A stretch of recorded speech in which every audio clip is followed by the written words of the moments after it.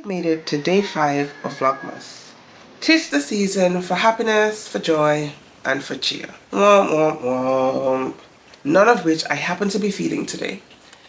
And I thought to myself, maybe I wouldn't record a vlog today. Or maybe I would wait until I come in later from work and then see how I'm feeling. But then I also thought, but this is a vlog. And it's meant to be an accurate depiction of daily life. And we're not always happy, are we? And so I figured I would pop on anyways, have a quick chat with you guys, draw from my cookie tin, and then get my day started. Now, I had planned initially to come in later from work and to finish decorating the tree. I don't think, in all honesty, that is going to happen tonight. I feel like crap today, to be honest. I woke up on the wrong side of the bed today. I think it might have been changing the curtains that really put me on edge. And I know it sounds kind of silly because you're like, it's curtains, what could be the problem? But that really made me thought of my mom. No, when it came to Christmas, that woman was relentless. Curtains had to be changed, all your bedspreads had to be changed, all your mats had to be changed, your shower curtains. The house was cleaned from top to bottom, every nook and cranny. She was about that life. And I feel like Christmas used to be my favorite time of year, to the extent that my brother used to call me Mrs. Claus. And I feel like over the last couple of years, Christmas doesn't feel the same. And it doesn't feel the same because my mom is not here anymore. She has been elevated to angel status. And Christmas has been a struggle for me since then. So this is going to be the third Christmas without her. And I do still try to keep the spirit alive because I do have kids. And a very good friend of mine said to me the other day, the reason why you love Christmas that much was because your mom went out of her way to make it special. And it's important for us to continue those Christmas traditions for our children, to bring laughter and joy and happiness and all those good things to their faces as well. And I know she had a point. She has a point. And I think that's why I even make an effort anymore. But I just felt like there are probably so many other people out there, maybe some of you are watching this video, who don't feel as merry and bright at Christmas time as either one, you profess to be, or two, you're expected to be. And I just wanted to let you know it's totally fine not to always feel 100%. It's totally fine not to always be the happy one, the cheerful one, the positive one. Some days it's okay to be human. And I reminded myself of that this morning. And so I figured, hey, maybe somebody out there needs to hear it. You are not alone, even if you don't feel the joy of Christmas. Now, I'm hoping that throughout the rest of the season, I can help bring a little bit of joy to those of you who are watching. But I also pride myself on being authentic. And today,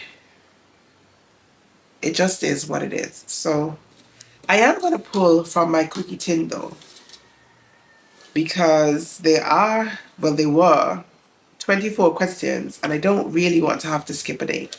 So I'm going to pull a question from this tin. Before I do that, can I just mention that it is now morning time in the Caribbean. And for the most part, it's quiet. I can hear the birds chirping every now and then. I can hear a cock crowing every now and then. But the loud, intrusive singing, as it were, of the night animals is not evident right now. And I know some of you have been commenting throughout some of my videos about the background noises. And it really does kind of make me sad. Not the fact that you've commented, but the fact that it is something completely out of my control. I have done everything I thought I could do. I have made use of that reduced background noise function on my editing app. But even still, those animals, you guys, almost like my mom, relentless. They need to be heard, they need to be seen. And at the end of the day, it's God's work. I don't have air conditioning in my house, which means my windows are open. I don't have fancy studios. I don't have soundproofing. For heaven's sake, I don't even have a sewing room that I can go in and close the door. And I also work a full-time job. I am married to a man. I have 2 kids who are both fairly young. And so I film when I can film. And unfortunately, that means most of the time I find myself filming in the evening hours. And of course, it's Christmas time now. And so the sun sets really, really early here. Like by 6 o'clock, it is pitch black outside. And once the sun starts going down, the night animals start coming out and they bring with them their noises. So I'm still thinking about what else I can possibly do. The only solution I can think of is maybe just to film on a Saturday in the afternoon, you know, after I finish all of my adulting. Because then it means that you can occasionally hear a cock crowing, but you won't have the intrusive and annoying sounds of those night animals. But then that will also mean that content on the channel will slow down drastically to probably 1 video a week. Because realistically, I don't have the time or the circumstances that would allow me to film during the daytime throughout the weekdays. And on Sunday, I go to church and I cook. And I have to call my daughter's here and do homework and, you know, all that other momming stuff. And so I don't usually get a lot of time to like sew on a Sunday. So I'm still thinking about it. If you guys have any ideas at all about what I could possibly do to sort of reduce the impact of that background noise, then I will be really, really happy to hear it. As I said, I have already tried the background reducing functions on my video editing app. So you guys, today is just one of those days. But anyways, let us deal with a new question. So I've gone ahead and drawn my question as you have seen. And the question is, how often do you clean or maintain your machines? This is a great question. Now, I know some people clean their machines regularly, like after every use or after every project. I am not that diligent, to be honest. I clean my machines when I sort of remember, or when I hear a sound that I shouldn't be hearing, and then I say, oh shoot, maybe I need to go ahead and clean my machine. Now, to be fair, my sewing machine gets cleaned a little bit more regularly than does my serger. Neither of those machines have ever been professionally maintained because limitations of small islands means there's nobody here that services machines. And so it would mean that I would have to pack my machines in a suitcase and head on over to the United States of America where I can get them serviced. And those opportunities have not presented themselves either. And so I try my best to maintain my machines. So for me, maintaining my machines involve things like changing the needles. And I do change my needles, not after every project, but I do change them fairly regularly, all things considering.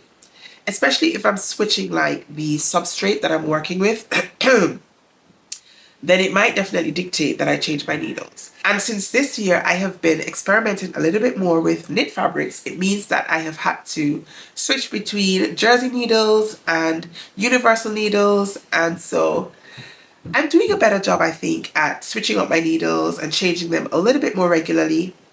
I do clean my machines from time to time with the dust blower and sort of with the, what do you call them? Brushes. Like I use a tiny paintbrush just to clean out my throat plate and that sort of thing. But I really could do better. And maybe for 2025, I will try to do better. I do also add oil to my machine after I have cleaned it.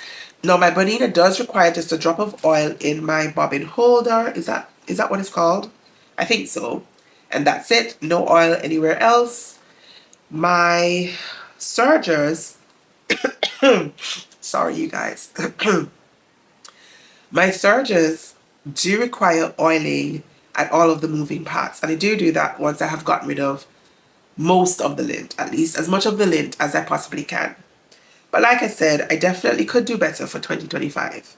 So tell me, how do you guys and how often do you guys maintain and service your machines? Your sergers, your sewing machines, your backup machines, your cover stitch machines, whatever it is that you use to create. How often are you servicing them, either professionally or cleaning them yourself? How often are you changing your needles? Drop me some comments down below and let me know. I am very curious to find out if you guys are changing your needles, especially after every project, because I know that that is recommended, but that is just not realistic for me or for my pocket. So leave me the comments down below. I am going to bid you adieu for today, and I'll be back tomorrow, hopefully in better spirits and in a better mindset to finish off the Christmas tree. Yeah. That is what I think is probably going to happen. I'm going to try again tomorrow. So this is just a public service reminder that even your favorite YouTubers are people as well. Regular people. Not always happy and laughing and smiling as they present on film, even though that is what we generally would prefer. There are just times when, despite your best efforts, you simply are not merry and bright, and that is okay. So thank you for watching day 5 of Vlogmas, and I'll see you back tomorrow with a little bit more cheer, I hope, for day 6. Until then, stay calm, stay cool, stay safe, and absolutely keep watching Vlogmas.